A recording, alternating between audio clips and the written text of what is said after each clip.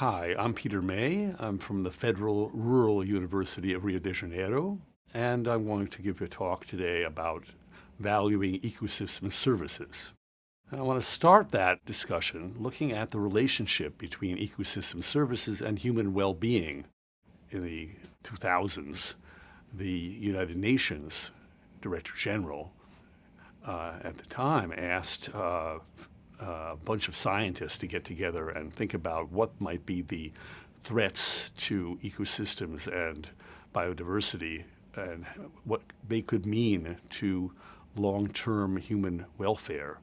So the thousands of scientists who came together to work on this important effort managed to discriminate between a number of ecosystem services that could be described under the rubric of those that are provisioning, those that produce goods that may end up in markets or just consumed by human beings, those that regulate the provision of those other services by providing stability and resilience in the natural environment so that the services are regulated and they can ensure the delivery of those services on a regular basis. Things like carbon sequestration, the nutrient cycle, the provision of water in enough quantity and quality. Finally, we have what are called cultural services. They may be considered those intrinsic values associated with the maintenance of a stable ecosystem as being of meaning to human societies for religious purposes or for just contemplation of the importance of nature. Underlying all of these services that are provided by nature, there are so-called supporting services that depend upon the stability and the sufficiency of the stocks of environmental components in nature, like soils, like biota. They are necessary to support the provision and regulation, cultural and provisioning services that societies obtain. We can see in this diagram the relationship between all of these services that are provided by nature and the constituents of well-being that are obtained by human beings from the adequate provision of those services on the planet as a whole and in different locales. So we have services related to security, to the basic human needs, shelter, food, human health, that is affected by the presence of vectors of disease, for example. If you don't have a stable ecosystem, you may have more incidents of malaria or some diseases that are retained in the environment, like Ebola, which can be very deleterious to human health. When we look at all of these important services that are provided by nature, they are provided not only today, but they can be also very important in the long term. And if we don't take care of them, the future of our offspring will be affected in terms of the welfare that ecosystem services provide for humanity. We have a graph that was designed by Richard Norgaard, a professor at the University of California, Berkeley, where he's talking about the importance of ecosystem services to provide welfare in the long term to society. The diagram shows that there's a trade-off both between the utility of present generations and those of the future. And if we have equal distribution of welfare between the present and the future, then we have this 45-degree line going up to the right, which should be perfectly equitable. We have all decisions that are being made to ensure that both societies currently existing and those that will be existing in the future are equally well taken care of. And then we have cases which are less than that. And in fact, what we see in most economic decisions today, that people are much more short-sighted than would probably be desirable from the point of view of long-term sustainability. If we can move in a direction that we more towards C and away from A and B, we will be in a situation which will, in the long term, be more sustainable. The second graph is talking about the present. The whole definition of sustainability is that we should be ensuring the welfare equivalency or improvement for those that exist today and those that will in the future. In this case, we're talking about those who live today. This is very figuratively described as two different groups in society, the haves and the have-nots. well-being of Group A being propitiated by the decisions that are made in their favor, whereas those for Group B, under a situation such as that of the Vector C, would not be as well taken care of. So we're looking for a more equitable situation, would be moving the decisions in a direction toward Group B as well as Group A, not only having the 10% in society controlling the vast majority of all wealth, but having a larger degree of distribution of wealth and access to resources. Let's go on to the next one.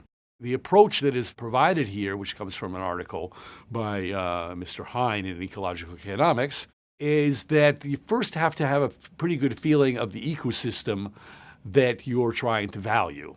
In a specific ecosystem, say an area that I've been living in for the past 30 years in Brazil, is called the Atlantic Forest. And it's a very threatened ecosystem because 70% of the population of Brazil resides there, and a vast proportion of the original forest in the Atlantic Forest has been decimated. So we want to provide opportunities for investments that are going to privilege those remaining areas of Atlantic forest and ensure that those remaining areas or areas that we can restore are going to provide the necessary water and carbon storage and nutrient fluxes that are necessary for providing for the needs of society for people who live in that area. The first step is to try to delimit what are the boundaries of that ecosystem that we're working in.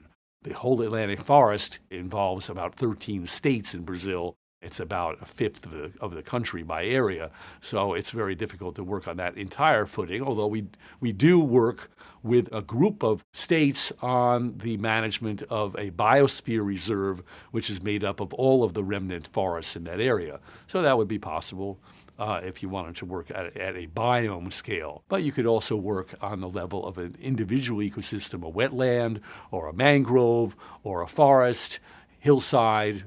And then in the second step, we go take it down a notch here from the ecosystem level down to looking at the specific services that we're interested in valuing from the perspective of the Millennium Assessment, using the same criteria for discriminating between the different services that are offered as was the first diagram. So we have the provisioning services that are the foods and fibers and other material benefits that are provided by ecosystems.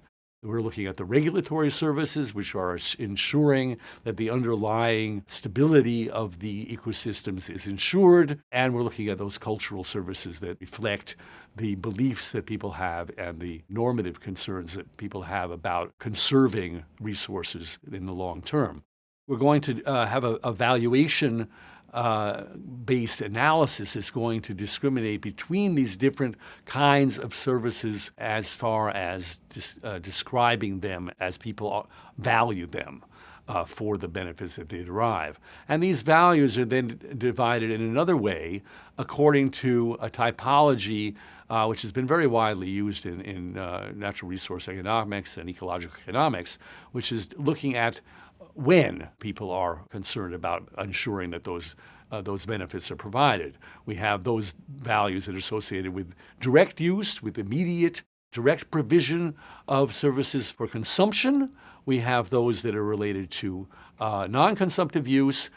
We have those that are related to the indirect provision of stability to those systems to ensure that they are resilient to withstand perturbations, whether by natural causes or by human-induced changes. And we look at the option to conserve those resources in the long term to ensure that those resources are obtained and their benefits are obtained in the long term. And finally, we have values that are associated with the non-use of those resources by those who value the intrinsic nature of the quality of the environment. They derive value knowing that in some place in the world there is still an Atlantic forest of some quality.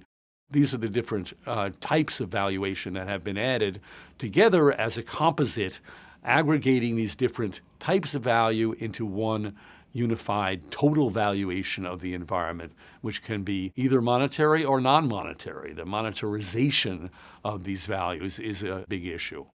I just wanted to very briefly mention a little bit on the idea of monetization of these values. There's a kind of an iffy limit to the extent to which these values should be considered in monetary terms, and this has been described by one of our colleagues, Martin O'Connor, as a monetization frontier. At some point, those ethical and cultural values and convictions regarding the non-use, intrinsic values of nature are going to make any kind of valuation in monetary terms laughable.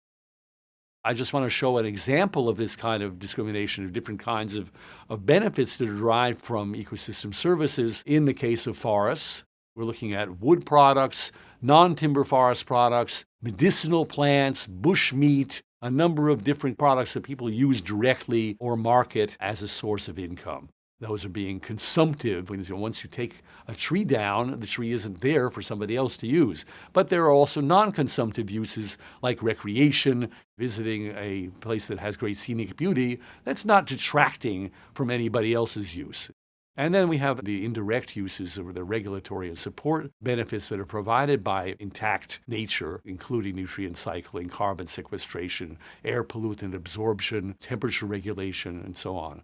Finally, we have the non-use existence values that people who may never take advantage of a tropical forest in the Amazon or in the Atlantic forest may want to express their value by investing donation into WWF or another organization that's trying to protect those values for society as a whole.